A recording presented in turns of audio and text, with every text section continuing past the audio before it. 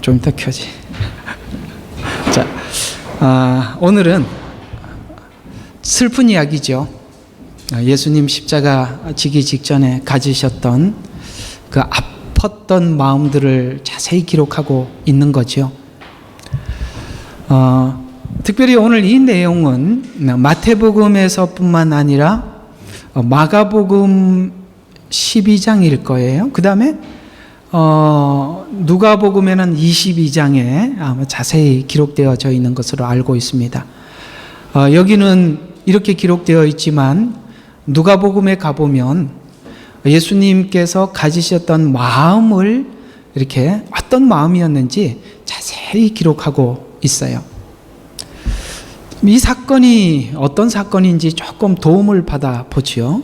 히브리서 5장 한번 잠깐 보시고 들어가는 것이 좋겠습니다. 이 내용이 어떤 내용인지 하나님께서 아주 잘 설명하고 있어요. 히브리서 5장 5절부터 한번 잠깐 보시지요. 자, 이렇게 이야기를 하고 있습니다. 이와 같이 그리스도께서 대제사장이 되시려고 스스로 영화롭게 하지 않으셨고 오직 그에게 너는 내 아들이라 오늘 내가 너를 낳았도다라고 말씀하신 분께서 하셨느니라. 여러분, 여기서 아들이라라고 말씀하셨는데요, 저번에 한번 여러분들에게 설명하면서 이런 이야기를 한 적이 있는데 기억하실지 모르겠습니다.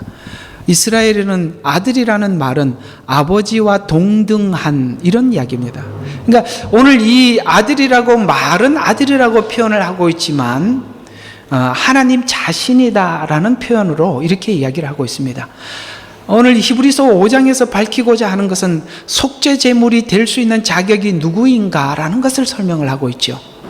흠이 없는, 완벽한 흠이 없는 자만이 속죄 제물이 된다. 왜냐하면 그 앞에 하나님께서 대제사장을 정하실 때 하나님이 정한 자만이 대제사장이 될 수 있다라고 말씀하고 있고, 그래서 동일하게 속죄 제물도 하나님이 정하신 그만이 속죄 제물이 될 수 있다라고 말씀하고 있는데, 예수님은 완전한 속죄 제물이 될 수 있는 것은 바로 하나님 아들이다, 다른 말로 하나님 자신이다, 이런 표현으로 그는 완벽하게 죄가 없으신 분, 이런 뜻에서 그는 이는 너는 내 아들이라 오늘 내가 너를 낳았더라고 말씀하신 분께서 말씀하셨는데, 또 그가 다른 곳에서도 말씀하시기를 너는 멜기세덱의 계열을 따르는 영원한 대제사장이라. 무슨 말이냐면, 원래 그 앞에 보면은 아론의 계열의 대제사장을 하나님이 지정한 그 아론의 후손만이 대제사장이 될 수 있는데, 그러면 아론도 누구의 후손이냐면 아담의 후손이라는 거예요. 아론도 사람의 후손인데, 성경에 보면 이 멜기세덱이 아브라함과 만남의 사건을 창세기에서 기록하고 있는데, 이상하게도 이 멜기세덱이 등장하면서 보통 성경은 어떤 인물을 등장시킬 때마다 누구의 그 이상은 누구요 그렇게 누구 아들 누구 이렇게 표현을 하고 있어요. 여러분, 성경을 보세요. 성경은 항상 누구의 아들 누구 이렇게 아버지를 지칭하지만 이 멜기세덱이라는 사람이 등장하면서 그는 족보가 없이 갑자기 등장해버려요. 왜 앞에 누구의 아들이라는 말이나 족보를 쓰지 않느냐면, 그는 족보가 없는, 동일하게 예수님은 성령으로 잉태하신, 무슨 말이냐, 우리는 모두 다 아버지가 있죠. 여러분, 아버지 없는 사람 없죠. 근데 예수님은 유일하게 아버지가 없어요. 왜요? 성령으로 잉태하셔서 마리아의 몸을 빌려서 나셨거든요. 구약에도 그런 예표가 있다는 거죠. 그 예표가 누구냐? 멜기세덱이라는 것입니다. 그런 것처럼 예수님은 영원한 제사장, 그래서 하나님께서 아론의 후손을 통해서 제사장을 세웠지만 그들은 다 육신을 입고 죽을 수밖에 없었어요. 그러나 예수님께서는 성령으로 잉태하셔서 영원으로 출발하셔서 죽으시죠. 죽으시는데 육체를 가지고 죽으셔야 하기 때문에 그 육체의 사망에서 건져주실 분이 하나님밖에 안 계세요. 그래서 그가 육체를 가지고 몸을 가졌기 때문에 죽을 수밖에 없었지만, 그러나 자신은 죽을 수밖에 없기 때문에 예수님 자신은 스스로 부활할 수가 없어요. 그 이야기입니다. 한번 계속 보세요. 이거는 굉장히 복잡한 이야기. 그래서 이 이야기를 하고 단단한 식물이라고 하는 것은, 이건 쉬운 복음은 아니라는 것이죠. 우리가 성숙했을 때, 성장했을 때 이 복음이 무슨 뜻인지 알게 될 것이다라는 뜻인데요. 7절을 한번 계속 보시면, 오늘 이 본문에 여러분과 제가 읽었던 본문이 바로 이 사건이라고 7절에 이렇게 표현하고 있어요. 그는 육체로 계시는 날 동안 자기를 사망에서 구원하실 수 있는 분께 뭐 하고 있어요? 왜냐하면 자기 스스로는 안 되니까 그분께 심한 통곡과 눈물과 간구를 드렸고, 이 말이 오늘 마태복음 26장 36절과 46절에 잘 풀어놨다 이 말이에요. 지금 심한 통곡과 눈물을 흘리셨다라고 말씀하시면서 하나님께서 그를 두려워하심을 인하여 하나님이 들으셨느니라. 그가 아들이면서도 고난받은 일로 순종을 배워서, 오늘 우리가 하나님께 은혜를 받아야 될 부분은 바로 이 부분이에요. 아들이면서도 뭐를 했어요? 고난을 통해서 순종을 배워서 온전케 되심으로 자기에게 순종하는 모든 사람들에게 영원한 구원이 되셨다. 무슨 말이냐? 예수님께서 이렇게 이 순종하는 일들이 쉬운 일이 아니었다는 거예요.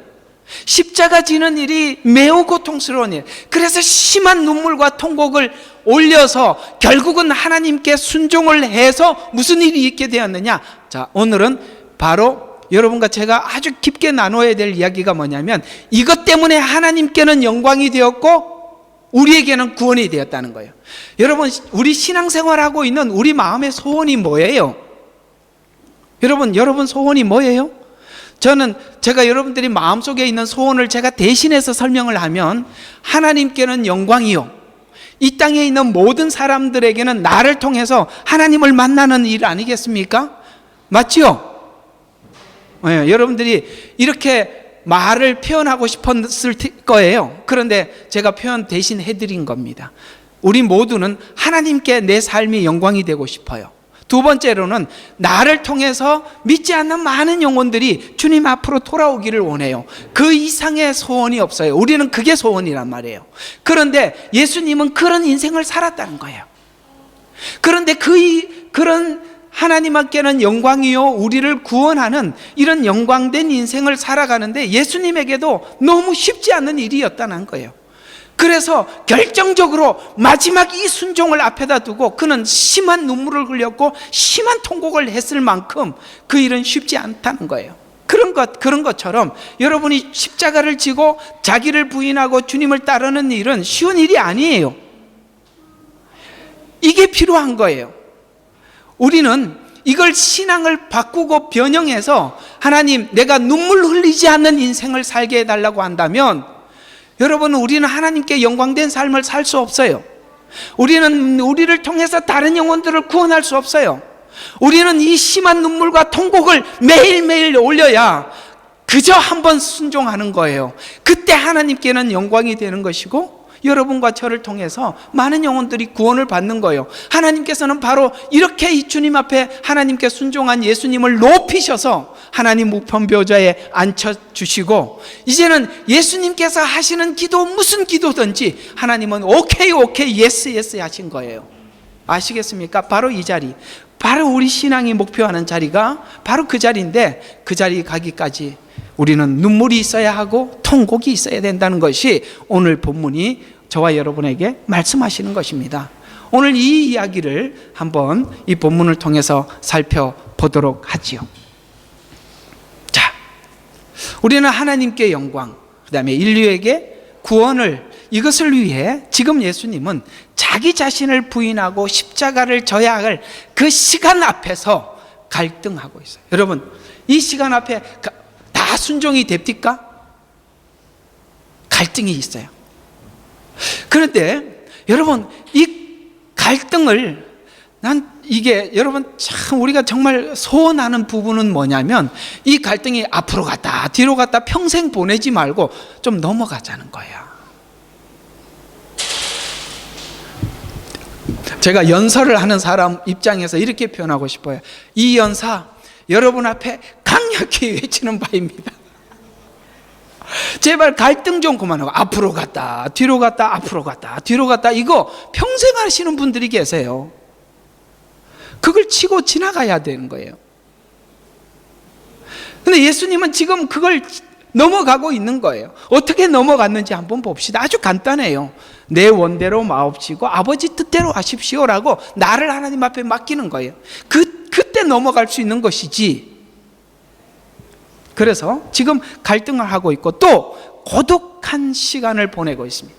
그러나 결국 순종을 선택하여서 그 순종의 길이 하나님께는 영광이요 인류에게 구원의 순종의 길을 알려준 사건이죠. 그래서 우리 모두에게도 예수님의 이런 시간과 같이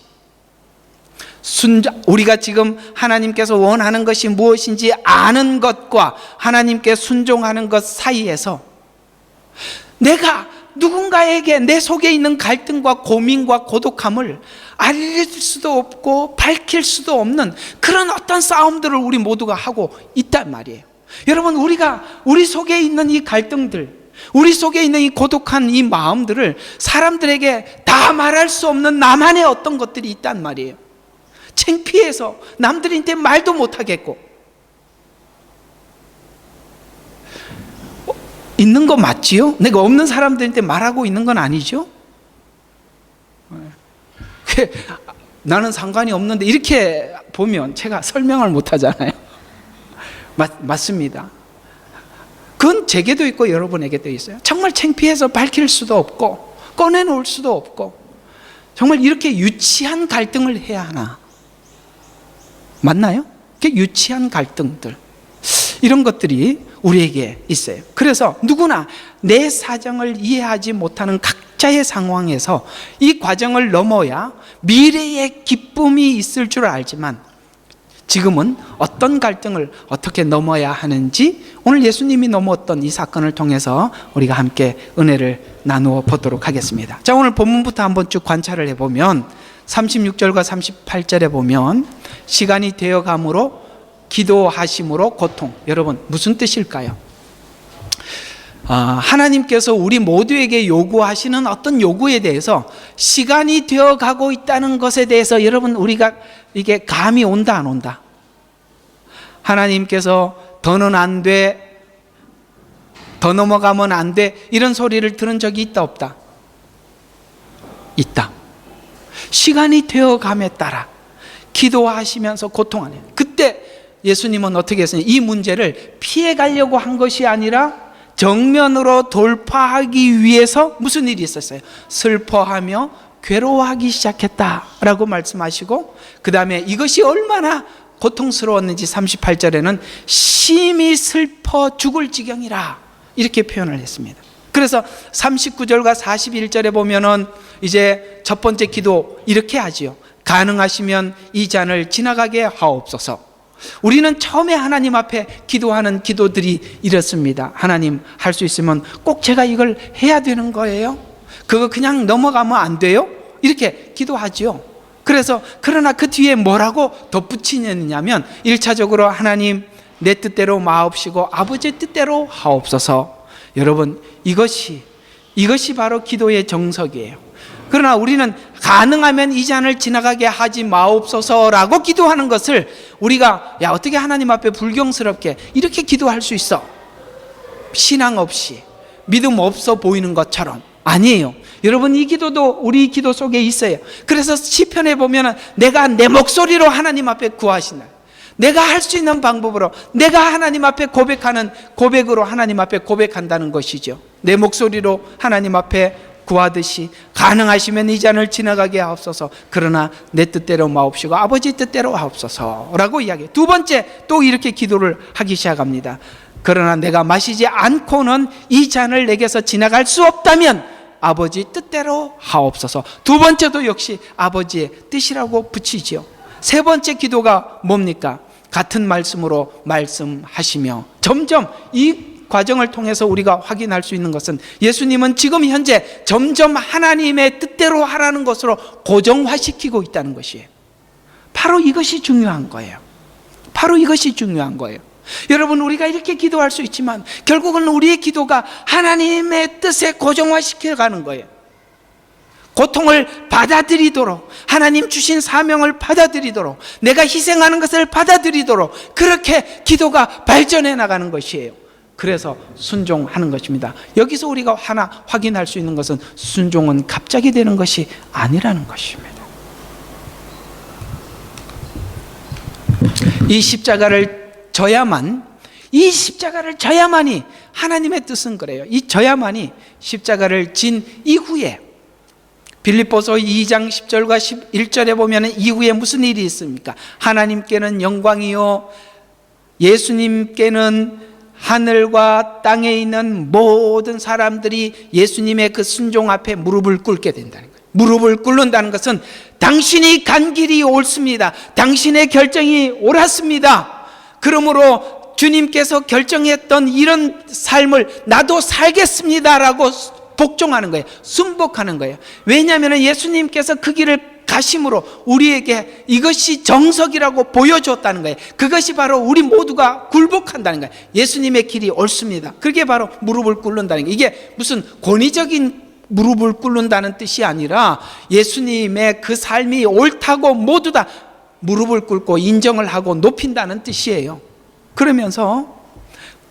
그래서 예수님께서는 그런 이 십자가를 져야만이 모든 영혼이 구원을 받는다는 것을 알고 그 지난날 예수님께서 이 사건이 있기 전에 기쁨으로 가득 차며 하나님께 기도했던 그 기도의 내용들을 요한복음 17장 13절에 이렇게 표현을 했었습니다. 그 전에 이미 이렇게 말씀하셨죠. 하나님의 뜻이 무엇인 줄 알고 내가 이제 아버지께로 가나이다.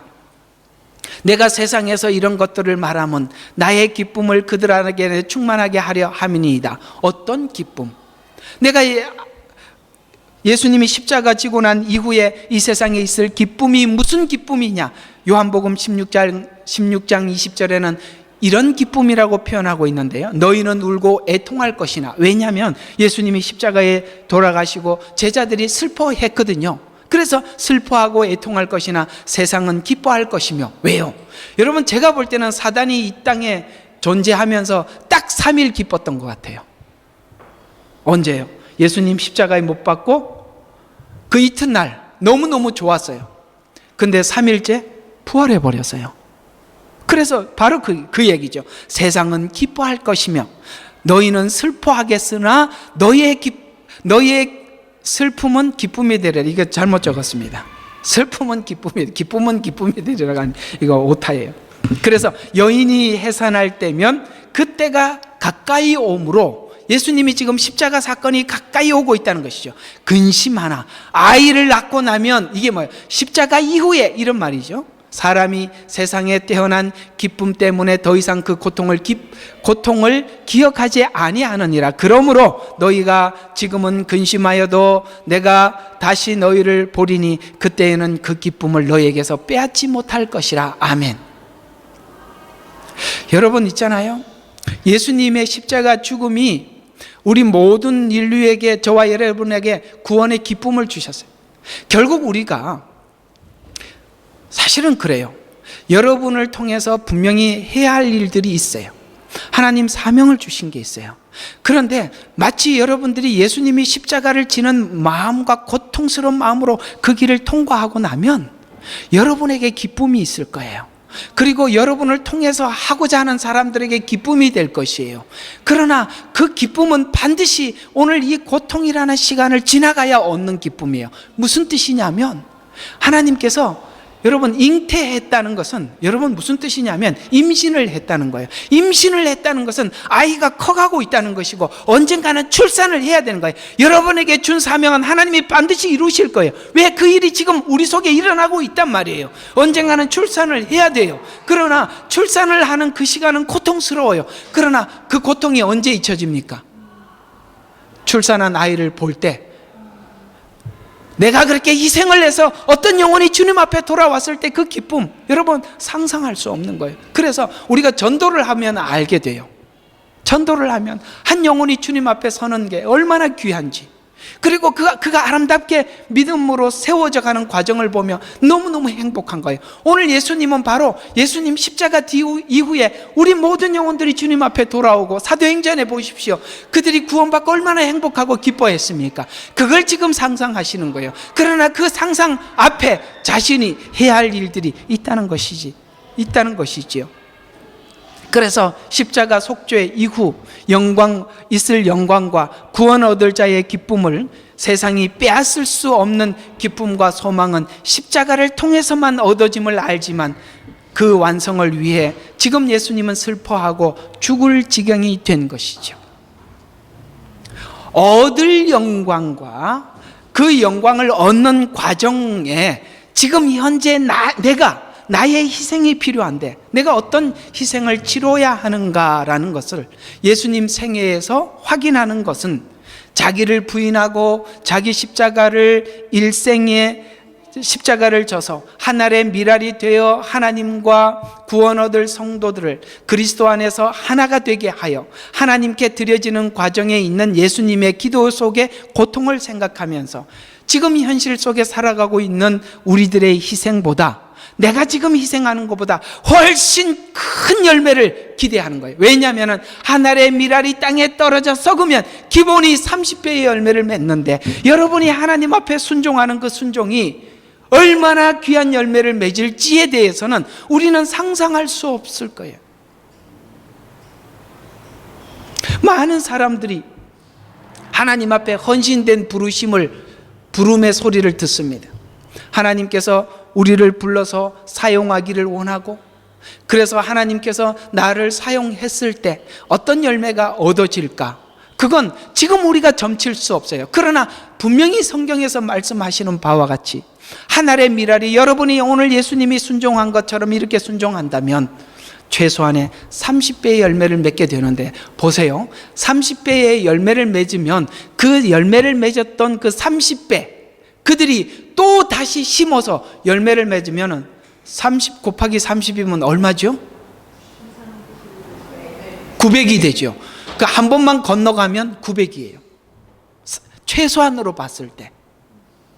그러니까 나의 희생이 얼마나 귀한, 그걸 사단은 못하게 하는 중이고, 하나님은 우리가 그걸 우리 속에 오늘 이 고통의 시간을 넘어와서 너를 심으라고 하시는 것이죠. 그 열매가 얼마나 귀할까 상상할 수 없을 것입니다. 그래서 오늘 예수님이 걸어갔던 이 길이 무엇인지 우리가 한번 살펴보면, 자, 예수님은 이 과정에 오기까지 단숨에 달려왔을까요? 아니요. 3번의 큰 이 울타리를 넘어왔습니다. 첫 번째, 성육진 사건입니다. 그는 빌립보서 2장 7절에 보면은, 그는 영예를 버리고 종의 형체를 입으시어 사람들의 모습을 취하였느니라. 예수님은 하나님이세요. 그분은 시간과 공간의 제약을 받을 필요가 없으신 분입니다. 그리고 율법 안에 들어올 필요가 없으신 분입니다. 그분은 하나님 자신이에요. 그러나 육신을 입고 이 땅에 오셨을 때는 시간과 공간 속에 들어온 것이며, 그 다음에 이스라엘에 태어나셨다는 것은 그 율법 속으로 자신에서 들어온 거예요. 여러분, 이것이 쉬운 일이라고 생각하십니까? 자기 모든 기득권을 포기한 거잖아요. 그래서 첫 번째 그 장벽을 넘어왔습니다. 누가 기다리고 있었습니까? 바로 사단이 기다리고 있었어요. 그가 탐욕에서 그 탐욕을 부추겨 시험을 하잖아요. 마태복음 4장 3절과 11절에 보면 돌덩이를 빵을 만들어서 사람들에게 나누어 줘라 라고 이야기합니다. 그래, 너는 메시아가 맞다. 지금 사람들이 기다리고 있는 것은 배고픔 아니냐. 그 배고픔을 해결해 주는 메시아가 되라. 여러분, 배고픔을 해결해 주는 메시아가 되면 죄에서 구원할 메시아가 되지 않아요. 메시아가 어떤 메시아가 되는가가 중요한 거예요. 당장 그들에게 우리가 먹을 것을, 여러분 예수 믿고 복 받으라, 돈 받으라, 하나님 앞에 정말 금덩이를 받아라. 여러분, 이렇게 설교하는 설교자가 될래? 아니면은 영혼을 구원하는 설교자가 될래라고 갈등하게 만드는 거예요. 여러분, 그들에게, 사람들에게 지금 어떤 사람이 인기가 있을까요? 지금 하나님이 여러분에게 복을 주십니다. 여러분에게 현금을 주십니다. 여러분의 생활의 문제를 해결하십니다. 여러분의 질병을 고치십니다. 여러분, 이 이야기는 사람들이 지금 필요한 거예요. 다들 좋아해요. 그러나 성경이 말하고 있는 복음은 그런 이야기가 아니란 말이에요. 지금 바로 메시아로 왔지만 이런 메시아가 되라고 예수님을 속이고 있는 거예요. 그러나 예수님은 과감하게 그걸 하나님 말씀에 그렇지 않다라고 말씀하심으로 넘어가잖아요. 우리는 그런 유혹을 받을 수 있어요. 예수 믿고 난 뒤에 하나님께 복을 받아보자, 넉넉하게 살아보자, 우리 문제 해결해보자, 이렇게 될 수 있어요. 그러나 예수님은 당당히 그걸 넘어갑니다. 탐욕에서 승리하시죠. 성전에서 뛰어내리라. 무슨 말이에요? 종교적인 영웅이 되라. 사람들에게 훌륭한 목사, 훌륭한 그리스도인, 이런 칭호를 받으라. 사람들이 내 그 칭찬 듣는 것 때문에 목에 힘주고 살아가고 싶은 마음들, 사람들 마음속에 다 잠재해 있는 건데 그걸 부추기는 거예요. 그러나 주님은 그걸 넘어가시지요. 하나님을 시험하지 말라. 과감하게 배척하시지요. 그 다음에 모든 나라의 영광을 보여주면서 나에게 한 번만 경배하라. 여러분, 이게 제일 문제예요. 한 번만 하면 되지 뭐. 여러분, 한 번이요, 그 한 번 맛보고 나면요 빠져나올 수가 없는 게 문제예요. 마약이라는 게 그렇잖아요. 여기 제가 알기로는 그 빠찡코인가 그런 데 가면 처음 간 사람은 분명히 따게 해준답니다. 제가 그냥 모르겠습니다. 사람들 이야기. 그래서 따니까 좋아. 또 가면 따겠지. 아니에요. 우리는 이런 것들은 마약과 같고 도박과 같아요. 한 번만. 여러분, 그 한 번이 계속 될 수가 있고 그 한 번 때문에 그 자리를 맴돌 수 있습니다. 그러나 예수님은 단순히 단번에 넘어가시죠. 주 너의 하나님만. 아시겠습니까? 한 번만, 하나님만. 이 차이입니다. 아주 간단한 종이 한 장 차이지만 아주 다른 길이죠. 넘어가시죠. 세 번째, 오늘 십자가 앞에서 고민하는 것입니다. 그래서 예수님은 크게 세 번을 넘어오셨어요. 성육신에서, 그 다음에 어디서요? 마귀의 시험에서.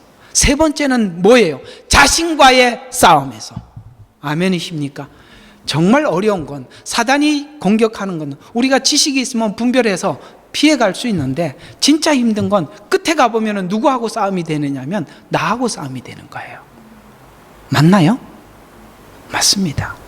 결국은 자신을 극복하고 넘어가지 않습니까?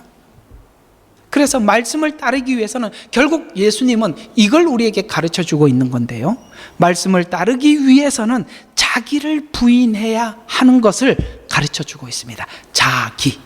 아시겠습니까? 딴 사람이 아니라 나를 넘어가야 돼요.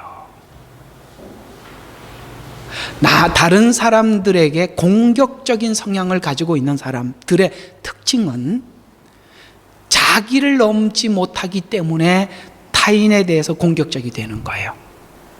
그런데 자기를 넘어가 버리잖아요. 그럼 다른 사람들인데 굉장히 관용이 있는 사람이 돼요. 나를 못 넘어가기 때문에 항상 다른 사람들의 흠과 약점을 찾아내는 거예요. 왜? 자기를 정당화해야 하기 때문에. 생각해 보세요. 내 말이 틀렸나? 묵상해 보세요. 맞을걸요? 자기를 넘어가면 세상에 적수가 아무도 없습니다. 마태복음 4장 이후 26장에서 또 한 번의 자기 부인을 해야 했으며 자기 십자가를 지는 과정에서 기도로 승리를 합니다. 이렇게 기도해야만 했던 아버지여 할만하시거든, 이 말은 자신이 감내해야 할 십자가를 하나님의 능력의 도움을 구하지만 하나님은 십자가 곧 공의의 대속 제물이 되셔야만 우리를 구원하시고 그 구원을 이룰 수 있기 때문에 이 문제를 아버지의 능력으로가 아닌 실제로 자신이 감당해야 할 대속의 문제, 이 무슨 뜻이냐면 하나님이 이 문제를 자기에게 가장 고통스럽고 무겁고 힘든 문제를 하나님 맡아주세요 이렇게 하지 말고 그걸 내가 지나가야 되는 거예요. 진짜 자기가 해야 될 문제는 하나님 해주세요 하고 하나님이 해야 될 일들은 자기가 하려고 하는 이 거꾸로 돼버렸다 이 말이에요. 내 문제는 내가 넘어가야지요. 그래서 자기 십자가라고 그랬지 언제 하나님 십자가라고 그랬어요? 자기 십자가라고 그랬는데 이거는 내가 해야 될 일들이에요. 그걸 자꾸 하나님 책임으로도 돌리지 마시고 우리는 무능한 교회, 무능한 목사 밑에서 안 돼 이렇게도 하지 말고 그건 내 문제라고.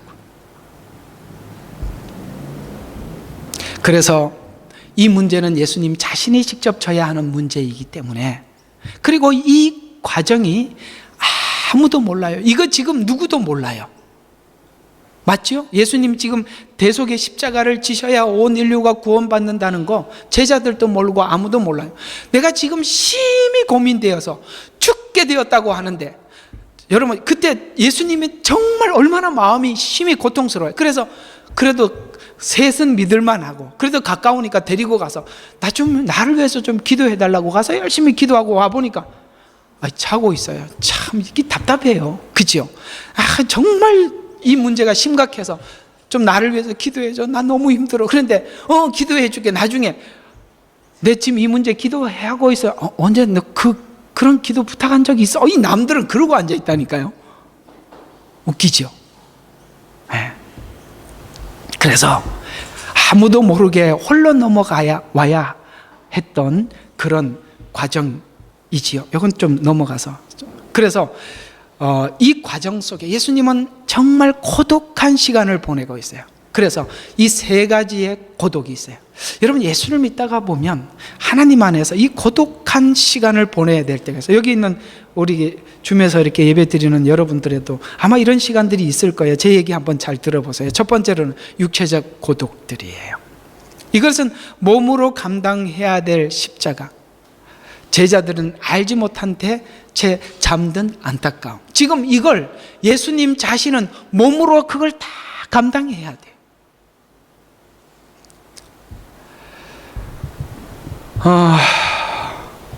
인간에게는 어쨌든 이 세 가지의 고독이 있다고 합니다. 육체적 고독이라고 표현을 하기도 하는데요. 여러분 우리는 이런 상상을 하죠. 이제 나이가 들어가니까 나이 드신 분들이 이런 생각을 할 수밖에 없어요. 어떤 생각이냐면 이제 나이가 들면 사람들이 건강에 관심이 많아요. 근데 젊은 사람들이 저 건강에 대해서 이야기하면 아이고 무슨 이렇게 이야기를 하는데 저도 이렇게 보니까 좀 관심을 갖게 돼요. 그러니까 생각지 않는 데가 이렇게 좀 이렇게 증상이 나타나기도 하고 그러니까 이건 또 무슨 증상이야 하고 이렇게 찾아보게 돼요. 그리고 누가 이렇게 올린 거예요. 야 이게 뭐가 음식에 좋다 그러더라. 그러면은 옛날에는 아무 생각 무슨 소리 하냐고 그냥 딱 단절하고 아무거나 먹었는데 그러면 안 되는구나. 이게 각인이 돼 가더라고요. 그리고 우리 이제 처갓집에도 같이 하는 카톡방이 있어요. 거기에 자주 올라오는 게 이런 음식이 좋다더라 이런 거 이제 다들 그 또래들이니까 그게 올라와요. 그래서 이게 건강에 관심이 있구나. 근데 제가 하고 싶은 얘기가 뭐냐면 오랫동안 병상에 누워 있으면 자식들에 대해서 내가 어떻게 생각할 것인가 이 고민을 하게 돼요. 애들한테 짐을 지울 것인가. 우리가 살아보니까 그래요. 정말 긴 병에 효자 없다고. 자식이 열이 넘어도 소용없어요. 이게 오랫동안 병상에 누워 있으면 자식들과의 싸움만 일어나요. 그걸 보기가 너무 고통스러운 거예요. 그래서 우리 마음에 하나님 앞에 저절로 어떤 기도를 하게 되냐면 하나님 저기 안 아프게 제발 언제 가도 괜찮은데 깨끗하게 좀 데리고 가주세요. 이런 기도가 저절로 나온단 말이에요. 근데 누구는 오랫동안 침상에 누워 있을 수 있게 돼요. 그게 바로 육체적인 고독이에요. 그러면 사람들이 하나둘 내 곁을 떠나는 걸 보게 되거든요. 이 육체적 고독이에요. 오늘 예수님이 바로 그런 깊은 고독을 느끼는 거예요. 두 번째 무슨 고독이 있냐면 정신적 고독이 있어요. 제자들이 모두 부인하면서 떠나갈 것을 예수님은 알고 계셔요. 그래서 이렇게 이야기해요. 너는 닭 울기 전 나를 3번 부인하리라 라고 말씀하고 있잖아요. 여러분, 사람들이 지금은 가까이 있어도 언젠가는 하나 둘 내가 내 곁을 떠나게 될 것이라는 이 고독함. 그래서 제가 이렇게 하기로 결정을 했어요.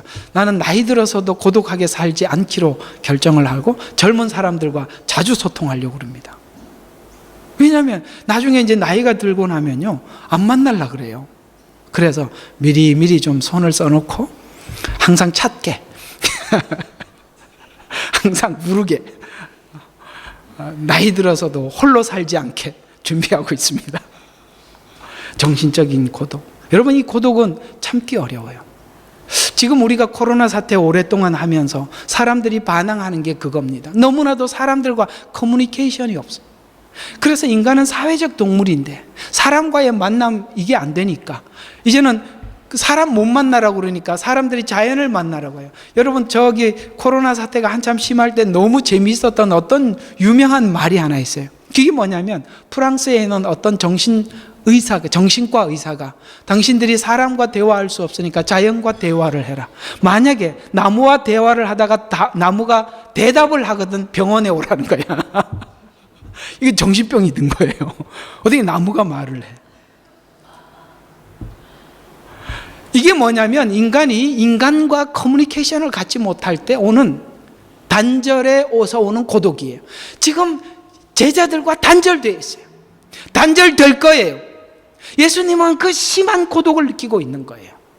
바로 정신적 고독이죠.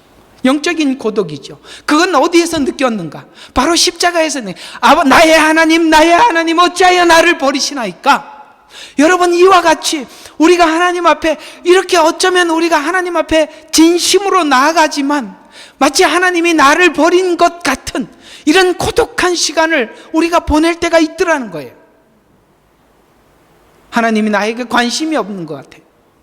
전에는 주여 그러면 금방 하나님이 대답하시더니 요즘은 왜 이렇게 대답도 뜸한지. 그건 영적인 고독이에요. 예수님이 느껴봤던 고독이지요. 바로 시편에 이런 고독들이 수도 없이 나와요. 사람들이 말하기를 너희 하나님이 어디 있느냐? 전에는 너가 하나님이 함께하는 걸 봤는데 요즘 보니까 전혀 아니네. 이런 얘기를 듣고 너희 하나님이 어디 있느냐? 그러니까 그는 밤낮으로 눈물 흘리며 주를 찾나이다. 그런 고독한 시간들을 하나님이 보내게 하시는 거거든요. 우리는 지금 수요일 날 욥기를 하고 있지만 욥은 그 깊은 짙은 고독의 시간들을 너무나도 길게 보내고 있는 거예요. 여러분, 이 시간들은 우리는 도약하기 위한 그 외로움은 만남을 준비하는 시간임을 기억하시기를 바랍니다. 우리가 고독 없이 만남의 기쁨을 어떻게 느낄 수 있겠어요? 우리가 외로움 없이 홀로 있음에 대한 그 안타까움과 홀로 있음에 대한 비참함을 어떻게 확인할 수 있겠습니까? 하나님은 바로 그런 것들, 그런 가치를 가르쳐 주기 위해 그런 시간들을 허락하신다는 것이죠. 그래서 우리가 가야 할 목적지가 있는데 그 목적지에서 얻을 영광은 말할 수 없이 충만합니다. 그러나 그 목적지까지 가는 길에 목적을 상실한 자들이 많이 있어요. 우리는 그 목적지까지 가야만 해요. 오늘 이 시간도 극복해야 하고 지나가야 되는데 그래서 이 시간을 중간중간에 놓쳐버리고 상실한 자들이 있어요. 우리는 이렇게 상실하지 않기를 바랍니다. 그 목적을 내려찌는. 그래서 사단이 그 목적의 방향을 돌려놓으려고 그러는 거예요. 아멘이십니까? 십자가라는 지점으로 가야 되는데 다른 지점으로 자꾸 가게 만드는 거예요. 여러분, 이 말이 너무 유명한 이야기예요. 주는 그리스도요 살아계신 하나님의 아들입니다. 분명히 그 신앙 고백을 하고 그러면은 그 신앙 고백 위에 교회를 세우고 음부의 권세가 이기지 못하는 믿음과 신앙을 너에게 주겠다. 그러기 위해서는 내가 십자가에 죽어야 한다라고 할 때 그러야 마옵소서 했더니 하나님이 뭐라고? 예수님이 사단아 물러가라. 무슨 뜻이에요? 십자가로 가지 못하게 하는 게 사단의 방해라는 거예요. 우리 신앙의 방향이 십자가가 아닌 다른 걸 보게 만드는 거예요. 이해가 가세요? 여러분들이 십자가 신앙에 대한 이해가 없으면 다른 걸 주면 분별을 못해요. 이것이 하나님이 주시려고 하는 축복이구나 하고 덥석 받아 먹어버리는 거예요. 여러분, 그렇지 않습니다. 변함이 없습니다. 주님이 간 길은 분명히 골고다 길이에요. 거기를 가셔야 합니다. 그 방향을 틀어버리려고 하는 것이 사단이에요. 예수 믿고 복 받아라, 잘 되라, 병 고쳐라, 다른 이야기를 하고 있는 거예요. 그런 문제에 빠지지 말란 말이에요. 그거는 해결책이 아닙니다. 우리는 자꾸 그런 생각을 해요. 내가 불행한 건 돈 없기 때문이다. 여러분, 돈 없어서 불행한 것이 아니라 우리 영혼이 자유함이 없어서 불행한데 그걸 모르는 거예요. 무슨 돈이 없어서 불행해요. 돈 있어 보십시오. 생각해 보셨죠? 여러분이 갑자기 돈이 생겼을 때 무엇을 하고 있을까? 말 안 해도 다 알. 그다음에 육체의 한계가 방향을 돌려놔. 지금 여기 보니까 예수님이 몸으로 그걸 다 감당해야 돼요. 우리는 자꾸 자기 몸 건강 이런 걸로, 제가 아는 어떤 분들은 참 신앙이 있는데도 항상 핑계가 뭐냐, 피곤해. 뭐가 그렇게 피곤한지. 자꾸 그 피곤해, 힘들어. 전도하라 그러면 창피해. 전도지 나눠주는 게 창피해. 피곤해. 항상 부정적인 거예요. 정말 가서 한 대 때려주고 싶어요. 뭐가 피곤해? 한번 해보라니까요. 성경에 약속하신 말씀이 있어요. 주를 앙모하는 자, 독수리 날개친 것이. 장정이라도 넘어집니다. 그러나 여호와를 앙망하는 자는 넘어지지 않는다고 했어요. 해보세요. 참 옛날에, 지금 그런 생각이 나는데, 옛날에는요, 금요일 날 저녁 8시에 모여갖고 구역 예배 드리고 10시가 되면은 다 교회에 모여가지고 밤새도록 불러 찬양하고 새벽 예배까지 하고 집에 갔어요. 6시에 마친다니까요. 그리고 중간에 자는 게 아니에요. 정말 밤새도록 진짜 박수치며 찬송 부르고 통성 기도하고 목이 다 쉬어갖고 집에 가는데 토요일 날 죽을 지경이어야 하는데 너무 쌩쌩해. 또 토요일 날 뭐가 있는지 아세요? 청년의 예배 아니면 학생의 예배가 또 있어요. 주일 날은요, 주일 예배 하루 종일 드려야 돼요. 왜? 그런데도 힘이 생겨요. 그럼 이렇게 얘기하죠. 그때는 목사님 젊었잖아요. 아니요. 하나님이 주시는 힘을 다 느끼고 그 일을 했던 거예요. 여러분, 그런 걸로 육체의 한계로 자꾸 선을 긋지 마세요. 그 다음에 인간관계로 여러분 방향을, 한계를 발려놓으려고. 야, 어떻게 나하고 저 사람하고 관계가 있는데 그럴 수 있어. 여러분, 이런 걸로도 사람 체면 보는 게 아니에요. 하나님이 이게 옳다고 이야기하면 옳은 것일 뿐이지, 그것이 누구하고 관계 때문에 그렇게 하면 안 되는 거예요. 친구 따라 지옥 가게 않기를 바랍니다. 그래서 자기를 부인하고 자기 십자가를 지는 마음으로, 그래서 하나님께 도움을 구하고 하나님의 결정에 맡기십시오. 이것이 바로 하나님이 바라는 바지요. 그래서 하나님의 결정에 맡겼더니 그 열매와 이런 결과를 얻게 되었는데, 그래서 빌립보서 2장 9절과 10절에 보면 이로 인하여라는 것은 이 모든 것을 다 포함한 것입니다. 겟세마네 기도, 갈보리의 십자가, 이거 모든 것을 다 포함해서 이로 인하여 하나님께서 그를 지극히 높이고 모든 이름 위에 있는 한 이름을 그에게 주사, 하늘에 있는 것, 그 다음에 땅에 있는 것, 땅 아래에 있는 것, 이거 뭡니까? 지옥의 권세까지 모든 이름을, 뭐를요? 예수의 이름에 무릎을 꿇게 하시고 모든 혀가 예수 그리스도를 주라 시인하여 하나님께 영광을 돌리게 하셨느니라. 아멘. 이게 지금 얼마나 위대한 길인지 아시겠습니까? 여러분, 그렇게 사신다면, 오늘 주님이 걸어가셨던 이 길을 우리 모두가 걷는다면 훗날 우리가 하나님 앞에 섰을 때 주님이 받았던 칭찬과 같이 그 칭찬을 받으실 것입니다. 주님은 이렇게 말씀하고 있어요. 내가 속히 가리니 너희에게 줄 상이 있어. 아멘. 여러분, 이것이 하나님 앞에 기쁨이요 상급이 된다는 것이죠. 이 주가 된다는 말은 바로 주님이 사신 이것이 결정이 옳습니다, 이렇게 사는 것이 맞습니다라는 모델이 되어주셨다는 거예요. 그래서 모든 사람의 주가 되셨다라는 말이에요. 그래서 주를 따르는 모든 사람들이 돌리는 영광으로, 예수님께 돌리는 영광으로, 누가 영광이 되셨다? 하나님께 영광이 되셨다. 이게 성경이 말하는 영광이에요. 우리를 그래서 부르셨대요.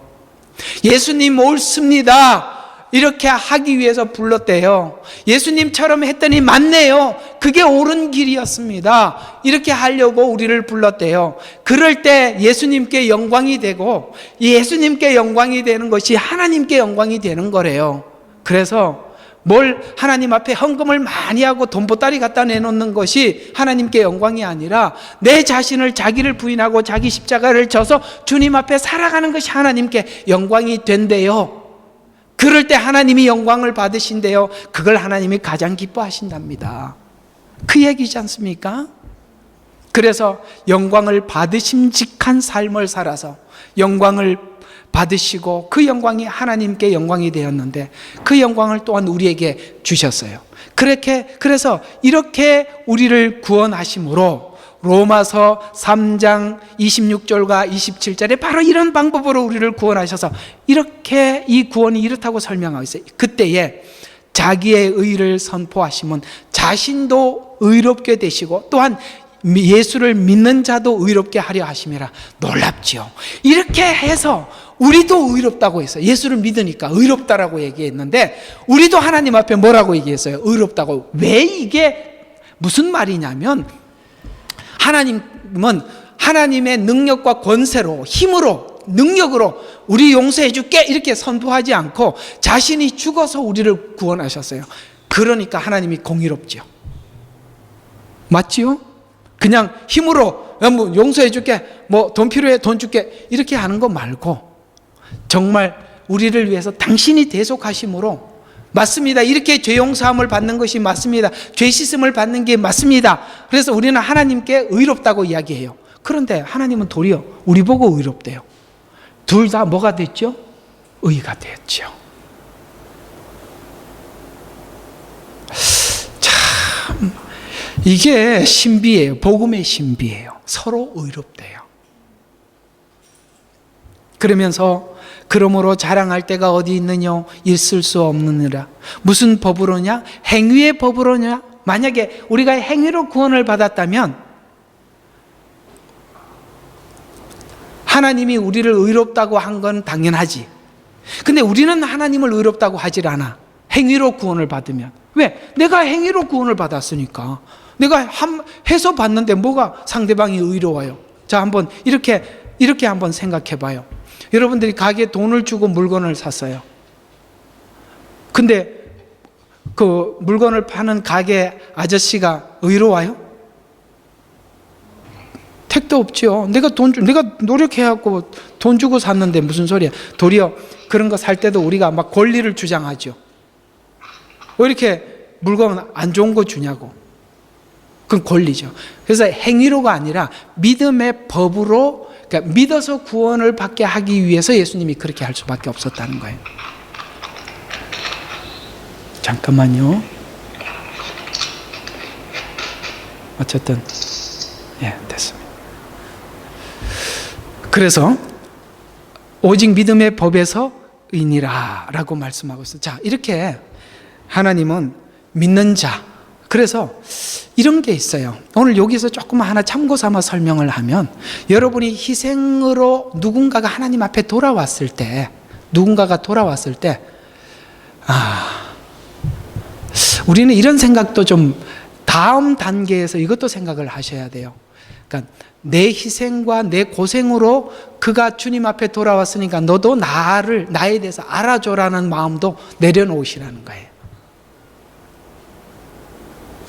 이해가 가요? 이게 어디 예수 믿은 게 누구 덕분인데 이런 생각하지 말라 이 말이에요.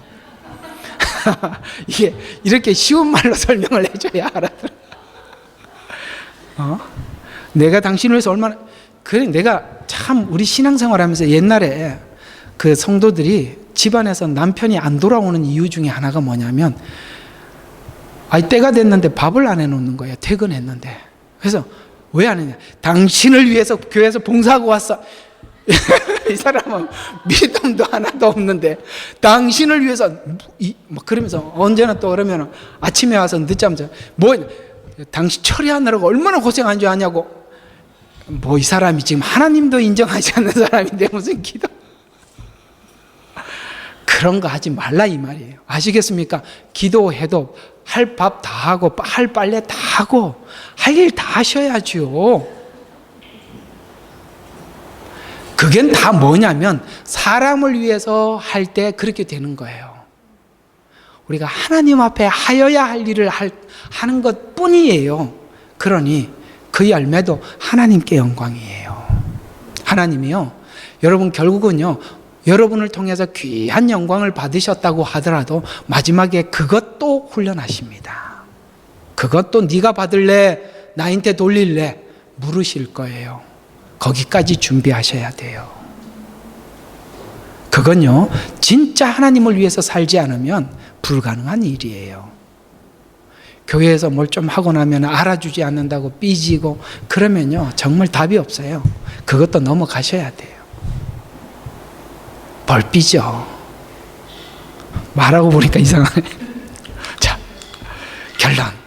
결론은 한 페이지밖에 없어요. 자, 오늘 설명 다 했으니까, 자, 하나님의 의를 선포하고 완성하는 과정에 있었던 그 자기 부인과 자기 십자가를 지는 생애, 이 삶을 보임으로써 하나님께는 영광이요, 성도들에게는 구원, 이것이 바로 사단에게는 실패를 주신 것이죠. 이것이 이렇게 할 때 사단에게 완벽한 패배를 안겨주는 거예요. 내가 자기를 부인하고 자기를 십자가를 위해 자기 십자가를 지면 완전히 사단이 우리를 향해서 완전히 패배 선언을 하게 만드는 거예요. 더 이상 어떤 작업도 할 수가 없어요. 그래서 오늘 성도들의 삶은 이런 것에서 존귀하고 영광된 삶을 살아가는 것입니다. 이토록 자기 부인과 자기 십자가 지는 삶이 크고 영광이 되기에 그 기쁨을 소망하여 오늘 내 길을 누가 알아주지 않아도 묵묵히 여러분에게 주어진 그 길을 걸어가는, 오늘 예수님이 가야 할 길에 대해서 제자들은 전혀 모르고 내 기도를 부탁했더니 잠을 자더라도 예수님은 이런 것들 위해서 내가 십자가를 져야 하나 하라고 돌이키지 않고 끝까지 그 길을 가셔서 훗날 그 제자들이 무엇을 했는지 알고 사도행전에 그토록 주님을 사랑하는 제자들이 되셨어요. 언젠가 하나님이 알아주시겠죠. 그 길을 갈 때까지 뭐 하자? 넘어가자. 그렇게 갈등해서 왔다 갔다 하는 일 멈추자. 기도합시다. 좋으시고 고마우신 하나님, 오늘 귀한 말씀을 통해서 은혜 주셔서 감사합니다. 우리가 주님 앞에 순종하는 그 시간까지 얼마나 많이 갈등하고 얼마나 고독하며 그런 시간들을 우리가 한없이 보내기도 하지만, 그러나 그 과정을 넘어 하나님 앞에 순종했을 때 얻어지는 열매가 무엇인지를 예수님의 겟세마네 기도를 통해서 확인하였습니다.